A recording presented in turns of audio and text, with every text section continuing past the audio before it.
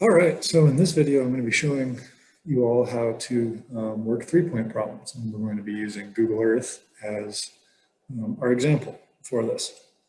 All right, so I've provided you with the link to download Google Earth if you wish to. It's not going to be necessary for this, but this is just going to be our worked example for how to do three-point problems in a setting that can be applicable and that you could do on your own for future projects or anything like that.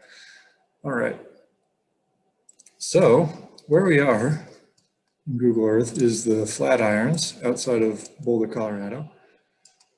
So you can see that we've got these sedimentary units in the foothills that are dipping towards the east. Let's skip.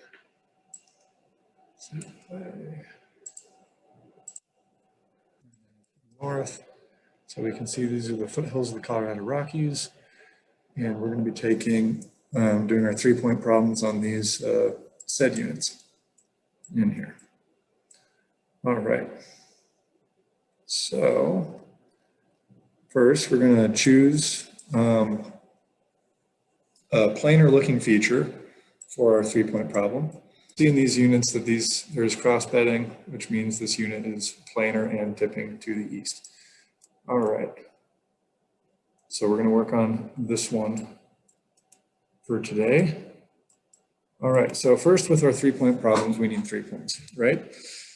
So when we're choosing on Google Earth specifically which points we're going to take for our three-point problem, we want to choose around the edge of whatever surface we're looking on, because even though these look pretty planar in Earth due to erosion and different parts of the rock that eroded faster or slower than others, the entire surface isn't completely on the same plane. So we want to pick around the edge of that surface. So I've outlined the edge here, and because of these 3D models, I'm not quite sure if this is completely accurate. We can go down here to turn it off to kind of see what it looks like without it. So I'm not sure if the elevations are given to the 3D model or for what's underneath the 3D model, but as an example, this will work fine for today.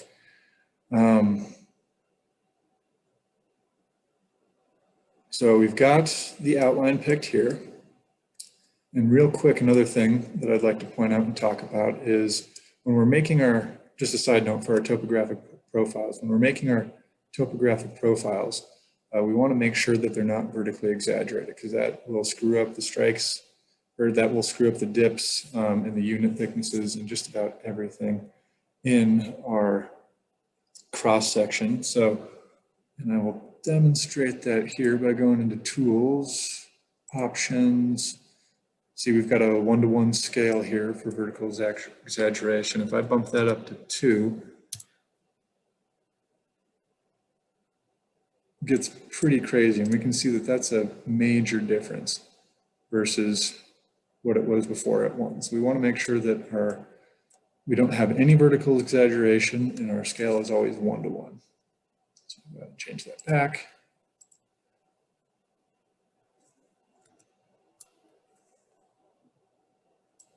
All right, back over to our planar feature here. All right, so we've got our planar feature here.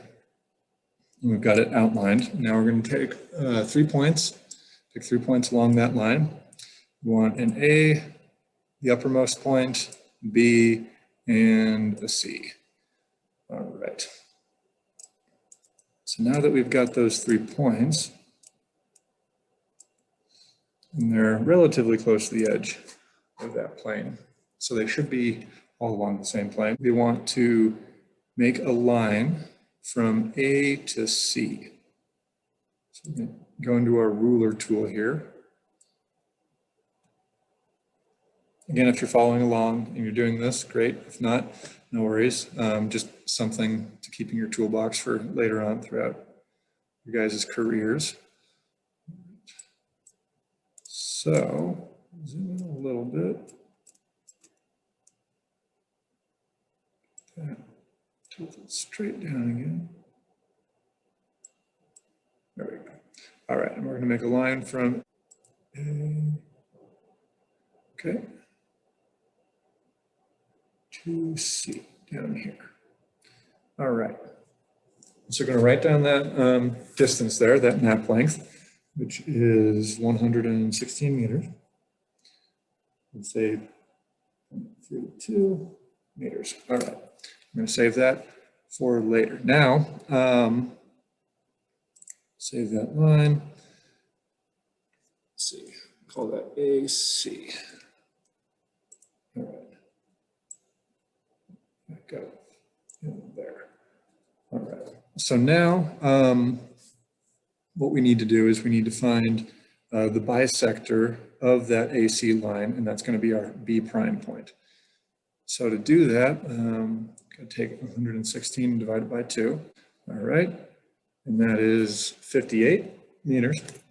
So we're going to take our ruler here again, measure down 58 meters.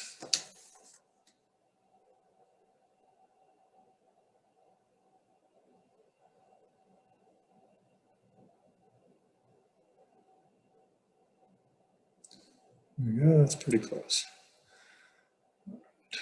We'll save that. We can go in here and change the color.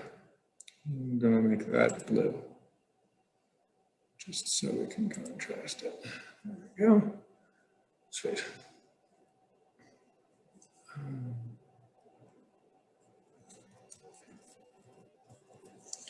Let's see, we'll just say AC divided by 2. Okay. Need to be clicked on that, so I keep saving in that folder. All right, and so that's where our point B prime is going to be now. Prime. And so B and B prime are going to have the same elevation. They might not show up as the same elevation on Google Earth because, again, this planar surface might not have the same, might not be on the same plane all the way across it due to erosion and other factors. But for the math that we're going to be using later on, we're going to say that that has the same elevation as B for our strike and dip. Let's see, okay, so we got B prime. And when we move our mouse in Google Earth, we can see the elevation down here. And so if I put it on B, you can see that our elevation is 2,215 meters. On B prime, it says 2,185 meters. So that's where that surface might be off a little bit, or because this is a kind of 3D model we're working on top of, it might not reflect what whatever survey Google Earth is basing these elevations on these spots off of. But just for a run through, we're just gonna kind of pretend that that's what it's supposed to be like.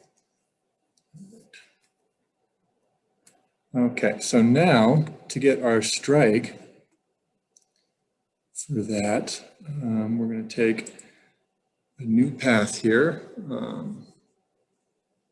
E prime strike line.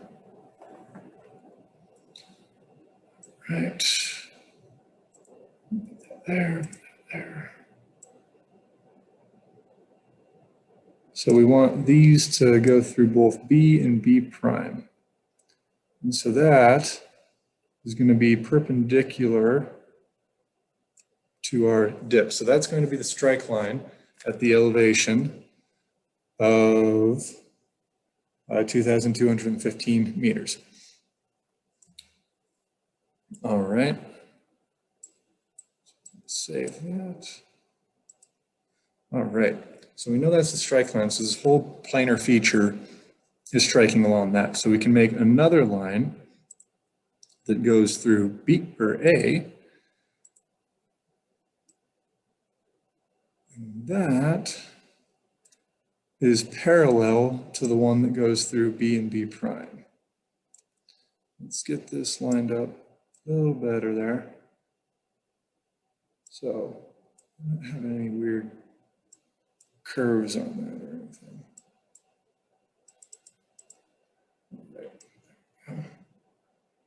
All right, so we want to get that as parallel as possible. So when you're working through it on the lab, you'll be able to use the ruler tool and everything else in there to make sure that that line is parallel. Or you'll be able to use the PowerPoint setting and just copy and paste that line, drag it over the A point and the C point, and change and that will be the same line with the same degrees because it's already copied in PowerPoint. Right. To go back in and edit whatever lines or points you've made, you right click and click properties, and then you can go back in and continue to edit those.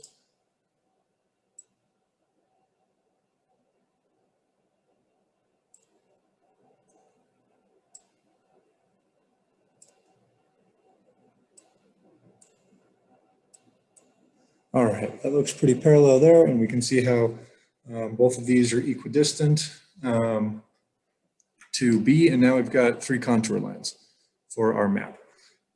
This is the same thing you're going to be doing in the lab. It's just going to be easier because you've got a topo map, so you don't have to do all this stuff with figuring out the elevations by hovering your mouse over it. It's going to be on the topographic contours, and so it's going to be a lot easier to do it there. This is just more of a real world example that we're running through.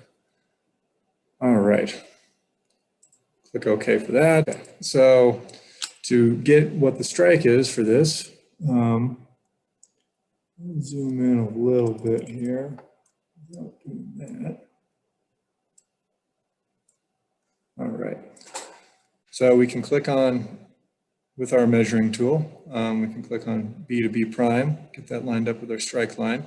We can see that the strike is 8.16 degrees. So that's our strike.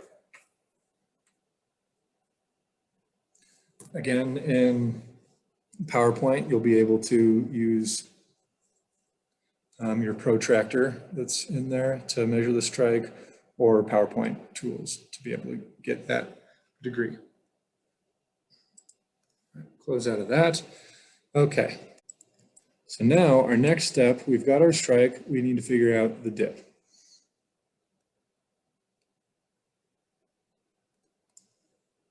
So for our dip, to calculate the dip, we're just going to use basic trig. And what we know here, or the numbers we need for this, is we need the elevation at point A, which is 2,236 meters. We need the elevation at point C, which is 2,134 meters. Okay, so now we've got the difference in elevation. Now we need the difference in distance between these two strike lines here. So for that, real easy, we just measure perpendicular to the strike lines from the strike line going through A and the strike line going through C. That looks about good there. You can see that the map length is 43.6 meters. Okay, we'll write that down. 43.6 meters.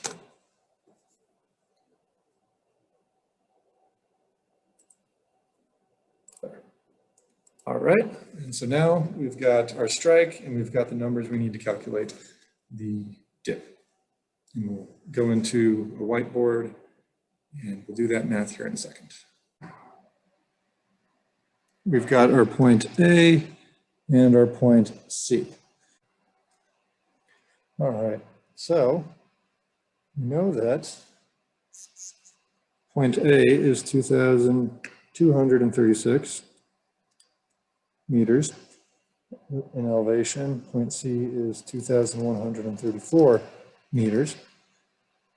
And we know that the distance between those, perpendicular to strike, because that's what dip is 43.6 meters. 102 meters. All right. So now we've got all the information of a right triangle that we need to find the angle right here, which is going to be the dip of our unit. So we've got a situation where we have the tangent of theta, this is theta, we're calculating,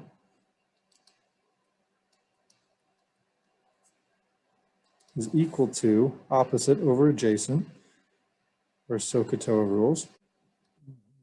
2 divided by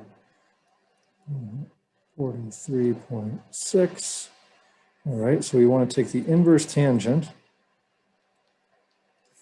of 102, or the arc tangent, be written both ways.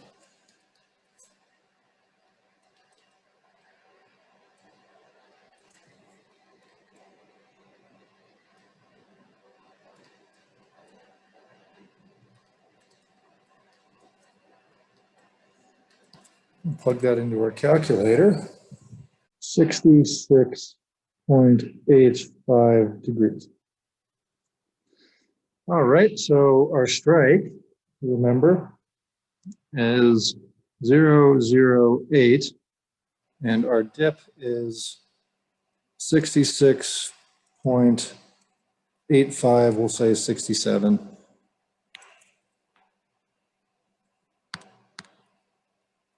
Degrees. And there we go. That's our 3-point problem. So this is a little bit different than what you're going to actually be doing in lab, but all the fundamentals are the same. In lab, you have your units marked out and labeled with different contacts, and you've got your topo lines, but it's the same it's the same concept. After you've drawn your contour lines for the unit contours, then you can use the same exact thing. You'll have your strike, which is whatever way the contour line is striking. And then if you have multiple contour lines, you can calculate the dip using those trig examples we had. All right.